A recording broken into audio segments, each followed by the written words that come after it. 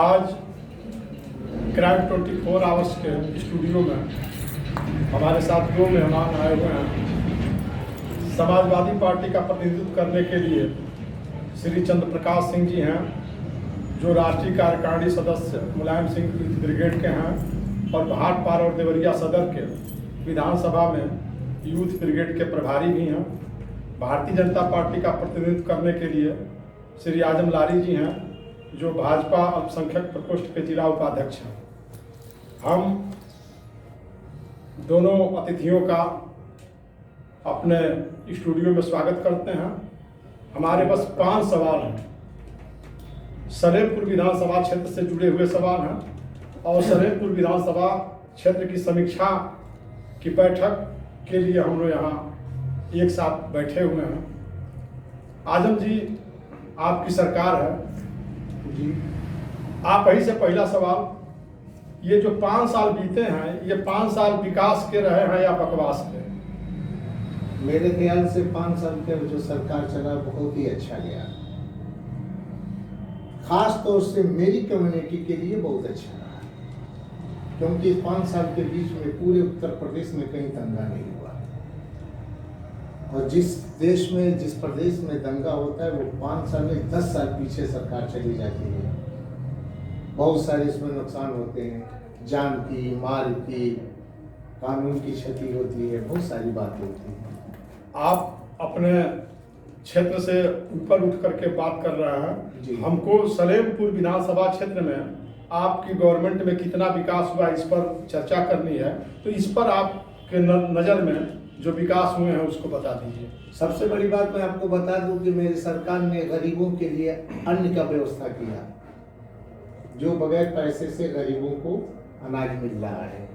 दूसरी बात, प्रधानमंत्री योजना के इलाके को देख लें तो लाल का कोई भी ऐसा मोहल्ला नहीं बचा है जहां पे 50 घर ना बना हो। ऊपर ही होगा, नीचे नहीं होगा। जिस आदमी के पास 3 लाख 4 लाख रुपया था, 2.5 लाख रुपया और मिल गया, उससे बेहतरीन उसको आवास मिल गया। सबसे बड़ी बात है, आपको मेडिकल सुविधा मिल रही है, सड़कें भी ठीक ठाक हैं, और आवास के मामले में देख लीजिए, हर लिहाज से ठीक चल रहा है। चलिए चंद्र प्रकाश जी, अब आपके पास आ रहे हैं। 5 साल विकास के रहे या बकवास के? पहले तो न्यूज़ 24 का मैं धन्यवाद देता हूँ कि आपने हमको मौका दिया, इसके लिए मैं आपको धन्यवाद देता हूँ। और 5 साल विकास की जो बात है, इन्होंने अभी बताया कि हमारी सरकार में ये विकास हुआ है। प्रधानमंत्री आवास योजना ये तो पूर्व में भी चली आ रही थी, आज भी चल रही है, और इसमें कितना भ्रष्टाचार हुआ है, कितना धनादोहन हुआ है, इसके बारे में नहीं बताएंगे। और सबसे पहले बात की ये, इनके कम्युनिटी का वोट मिलेगा कि नहीं, इनके घर का वोट मिलेगा कि नहीं, इनको मुखौटा बना के भारतीय जनता पार्टी के लोगों ने यहाँ बैठा दिया है। नहीं, विकास 5 साल तो विकास ये किए हैं, नहीं, ये सारी योजनाएं हमारी चल रही हैं, उसी का ये वो कर रहा है। मतलब इनके कार्य में बकवास केवल हुआ, सिर्फ बकवास हुआ। विकास अगर कोई योजना है तो बता दीजिए, ये योजना नहीं चालू की है। आजम जी, सड़कों की क्या दशा है आपके सलेमपुर विकास सभा क्षेत्र में? देखिए, 5 साल के क्षेत्र में जो है सड़कें भी करीब ठीक ठाक ही हैं। बरसात का मौसम में थोड़ा बड़ा गड्ढा होता है, टूटता फूटता है, बनता है। अभी आप चले जाइए रूपन छपरा रोड पे, देख लीजिए, काम चल रहा है। थोड़ी बात होती रहती है।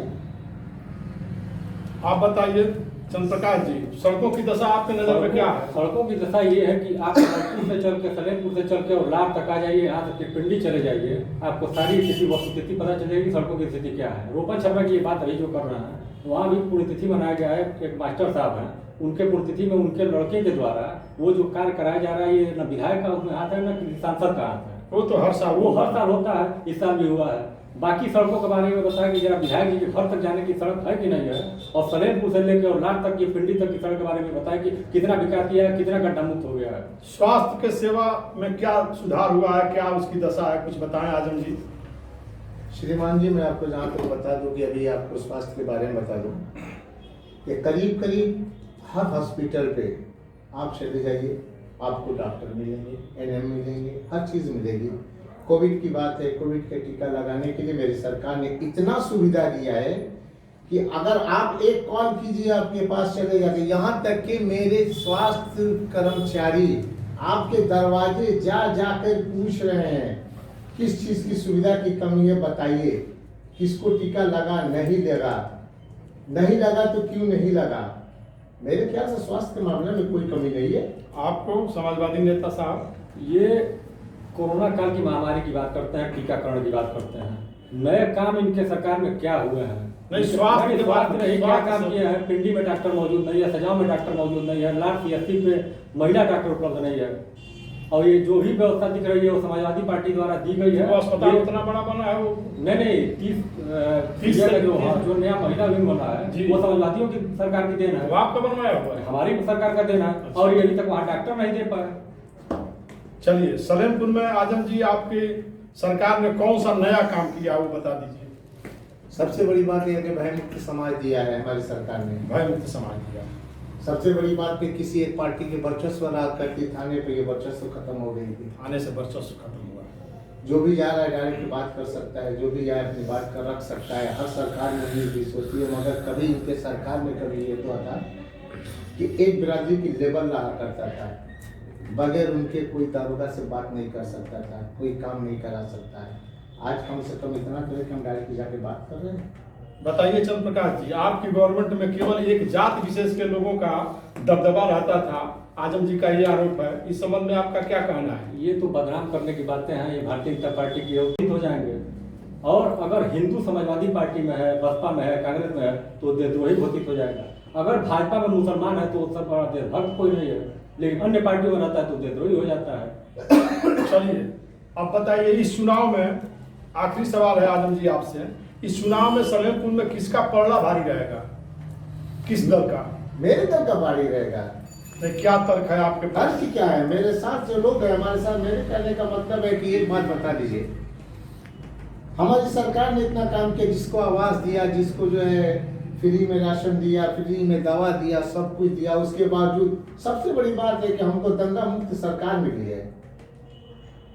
इतिहास गवाह है, मैं कैसे भूल जाऊं मुजफ्फरनगर के दंगे को, मैं कैसे भूल जाऊं? चलिए, बाहर जाने की जरूरत नहीं है, आपका दावा है कि पलड़ा सलेमपुर में भाजपा का भारी रहेगा। जी हाँ। बताइए चंद्र प्रकाश जी, आपका क्या नजरिया है? अगर इनका पलड़ा इतना ही भारी है तो इनके विधायक दौड़ाए जा रहा है, इनके उप मुख्यमंत्री दौड़ाए जा रहे हैं, इनको जनता जगह नहीं दे रही है, ये विकास की बात करते हैं, दंगे की बात करते हैं। अरे इन्हीं लोगों के द्वारा जो आज सत्तासीन है, कल उल्टा सीधा नारा लगाया जाता था, मैंने भी देखा है यहाँ की तरफ मस्जिदों पे लात मारी जाती थी, अब कैसे आपके समुदाय को त्रस्त किया जाता था, वो नारे तब लगते थे, आज नहीं लग रहा है। इसका मतलब कि सत्तासीन जो आज है वो दंगाई थे पर नहीं, आप दंगा उसी द्वारा आप कराया जा रहा था। दंगे की बात छोड़िए, इस चुनाव में पलड़ा आपका कैसे भारी रहेगा? अब 10 मार्च का इंतजार करिए। नहीं, इनका कैसे कमजोर रहेगा, कुछ उदाहरण आप बता सकते हैं? आपके पास कोई तर्क है? तर्क ये है कि इनके विधायक भगाए जा रहे हैं, इनको जगह नहीं मिल रही है।